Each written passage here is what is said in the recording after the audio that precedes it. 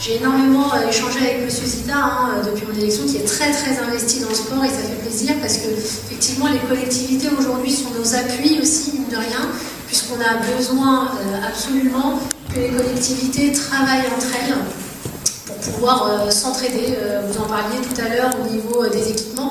Toutes les villes n'ont pas les moyens de se payer des équipements, et il faut vraiment, et on n'a pas les moyens de payer des équipements pour toutes les villes aussi.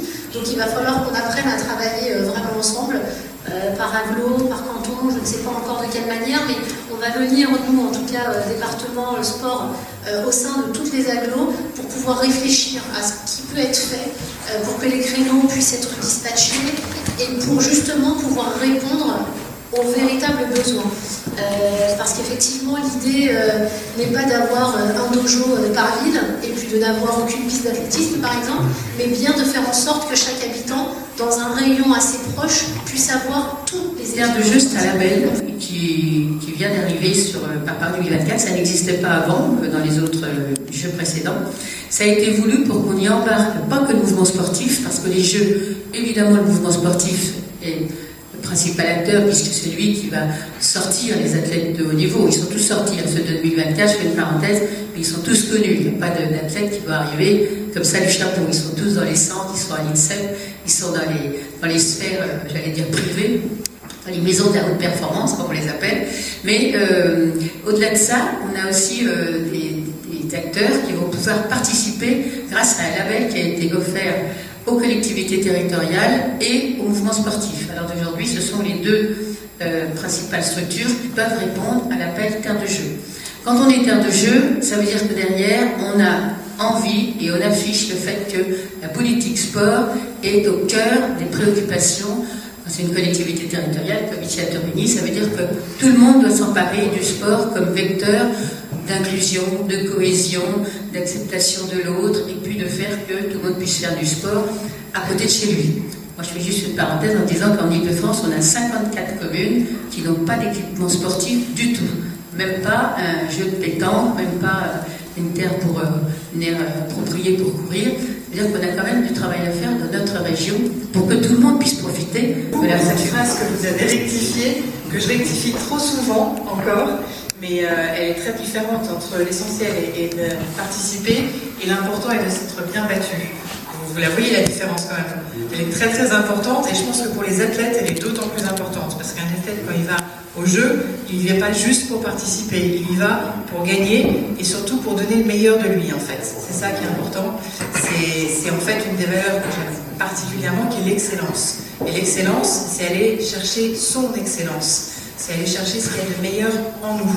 Et si on donne ça le jour où on est en compétition, eh ben, soit on gagne, soit il y a quelqu'un qui était meilleur, mais on ne peut rien y faire, et on n'a aucun regret, parce qu'on a donné le meilleur de soi-même. Donc c'est ça l'excellence. C'est pas forcément être le meilleur de tous, c'est être le meilleur de soi-même. Donc cette phrase, elle est importante, et très souvent, je la rectifie, parce que c'est vrai qu'on la confond avec cette autre phrase qui n'a pas été dite du tout par lui, mais qui a été dite par un évêque au jeu de Londres en 1908.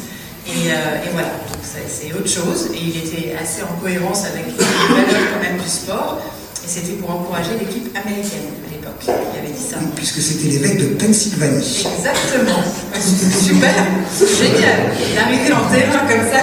Effectivement, c'est important peut-être de le remettre en place régulièrement, parce que parfois il y a des choses qui prennent le pas. Donc ce qui est certain, c'est que c'était en tout cas dans la volonté de Pierre, et que la jeunesse était au cœur de ça pour lui, et qu'elle doit revenir au cœur de ça, parce que c'est eux pour demain, et puis c'est eux qu'on construit aujourd'hui, et puis les Jeux de 24 qui vont arriver ici, ben c'est eux qui doivent les vivre vraiment, et qui vont ensuite en avoir l'héritage derrière.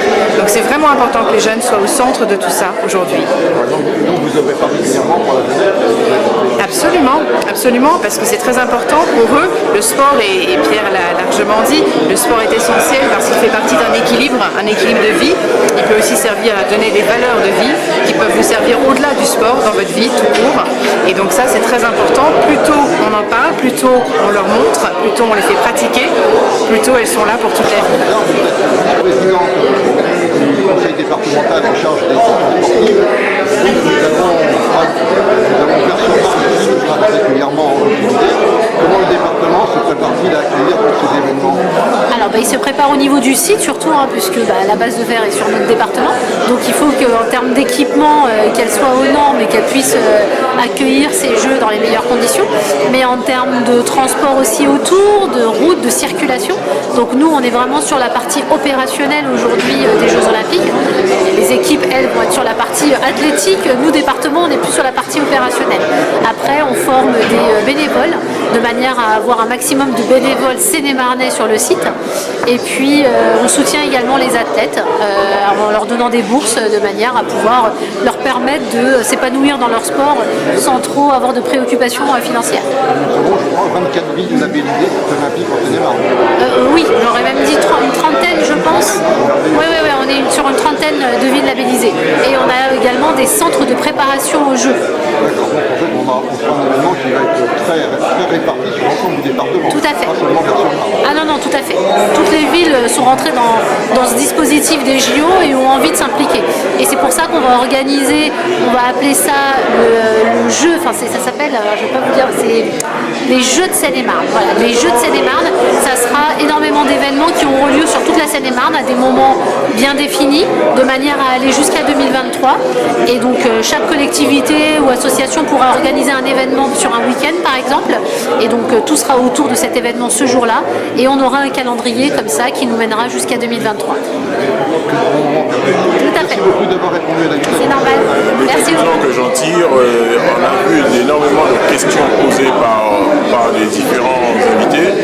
Ça veut dire qu'il y a un véritable besoin, une véritable connaissance pour pouvoir faire progresser le sport dans nos régions et des personnes qui sont démunies d'informations. Et je pense que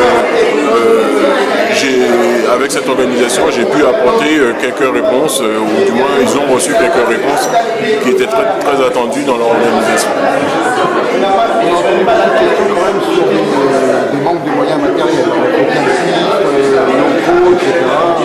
C'est vraiment un besoin dans... En effet, aujourd'hui, quand on regarde, on parlait d'intercommunalité tout à l'heure à travers les différents exposants, et on s'aperçoit qu'il y a un réel besoin que les moyens soient donnés d'une façon sur le terrain de l'intercommunalité. Car effectivement, on a entendu tout à l'heure les communes qui n'ont pas de moyens de développer le sport parce qu'il n'y a pas de structure. Et pour cela, il est important que Marne et Gondoire puisse s'installer dans cette compétence. Si on veut aussi économiser des coûts, parce que effectivement, quand j'entends des gymnases qui sont vides, or il y a des clubs, des communes, leur gymnase est totalement rempli et débordé. Aujourd'hui, on ne peut plus penser chez soi, on ne peut plus penser local, il faut penser global. Et penser global, c'est le rôle de la communalité, et j'espère que l'information va bien se passer pour qu'on prenne conscience qu'il y a un besoin réel au niveau des clubs, mais au niveau d'une structure qui soit régionale, qui soit intercommunale, qui ne soit pas spécialement sous la commune. Tony sur Marne n'est pas en retard, je crois qu'on va avoir prochainement l'inauguration d'un stade. Alors effectivement, le parc des sports à Torigny, il y aura cette inauguration qui aura lieu le 25-26 juin prochain. Il y aura en même temps ce qui me tient à cœur aussi, c'est cette trophée des bénévoles, car sans bénévoles, il n'y a pas de club et ainsi de suite. Torigny est une ville dynamique dans le sport. Nous avons quand même pas mal d'associations, nous avons une centaine d'associations, nous avons 1800 licenciés. Il est important que cette ville puisse impulser son énergie à travers le sport. Et moi, le parc des sports, ce sera justement un vecteur pour lancer davantage, parce qu'il y a quand même déjà du sport à Torigny, pour lancer davantage cette volonté